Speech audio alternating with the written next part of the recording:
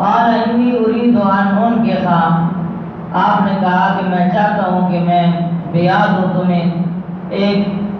ان دو بچیوں میں سے کسی ایک کے ساتھ آپ کا نکاح کر دوں،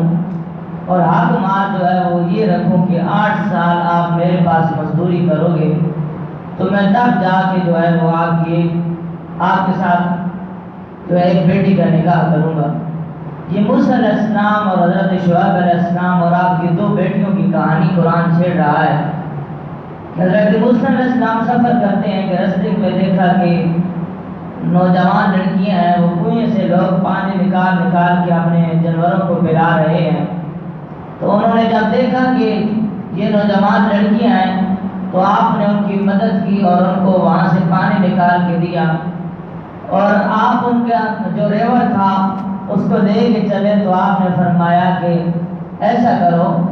آپ میرے پیچھے چلو، میں آپ کے آگے چلوں گا، کہیں ایسا نہ ہو کہ ہوا کا جھونکا آئے اور آپ کے کپڑے اڑنا شروع کر دیں اور میری نظر آپ کے جسم پہ پڑ جائے۔ یعنی کہ یہ اللہ کے نبی رسول ہمیں تربیت کر رہے ہیں، آنے والے لوگوں کو بتا رہے ہیں کہ جب کسی کی مدد کرنی ہو، جب کوئی غیر محرم سامنے آ جائے تو ان کے اوپر بری نظریں نہیں ڈالنی، اپنی نظروں کو جھکا کے رکھنا ہے۔ تو جب گھر پہنچے تو ان بچیوں نے جا کے حضرت شعیب علیہ السلام سے عرض کی کہ ابا جان، آپ کو پتہ ہے کہ بکریاں چرانا تھوڑا مشکل کام ہے، ہمیں ایک مزدور کی ضرورت ہے، تو کیوں نہ ایسے ہو کہ ہم اسی شخص کو رکھ لیں، یہ طاقتور بھی بڑا ہے اور ایماندار بھی بڑا ہے۔ تو انہوں نے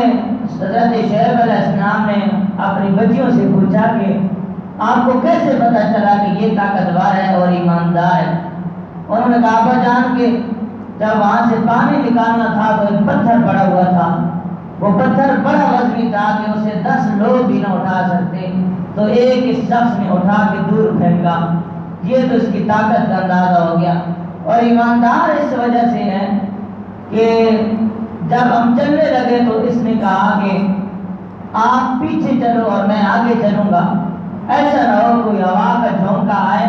اور آپ کے کپڑے اڑنا شروع کر دیں اور میری نظر آپ کے جسم پہ پڑ جائے۔ اس وقت حضرت شعیب علیہ السلام کو یقین ہو گیا اور آپ نے فرمایا کہ میں اپنی 2 بیٹیوں میں سے ایک بیٹی کا نکاح تیرے ساتھ کروں گا، شرط یہ ہے، حق مار یہ ہوگا کہ 8 سال جو ہے وہ آپ نے میرے ہاں مزدوری کرنی ہے،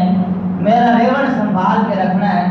اور 8 سال جو ہے وہ آپ کے اوپر لازم ہوگا، لیکن اگر اوپر آپ رہنا چاہیں 10 سال تک رہنا چاہیں تو یہ آپ کی طرف سے مہربانی ہوگی۔